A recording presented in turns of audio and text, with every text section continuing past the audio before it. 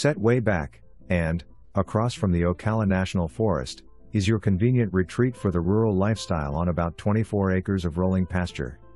The property features a huge 125x42 concrete 10-stall center-out barn, separate electric meter, a groom's quarters apartment of about 600 plus square feet, another bathroom and storage space for tractors, boats, equipment storage, kennels and more.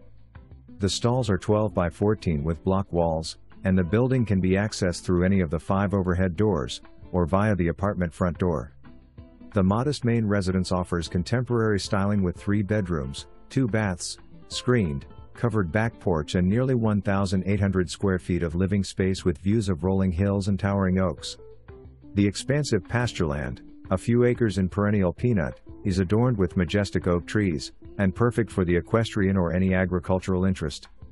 Plus, the proximity to the Ocala National Forest 100-mile horse trails, fishing lakes, hunting and hiking offers endless opportunities for even more diverse outdoor adventures.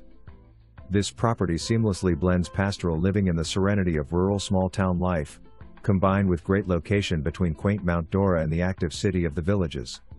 Just an easy drive to I-75 and the Word Equestrian Center, making it an ideal choice for nature lovers and equestrian enthusiasts alike.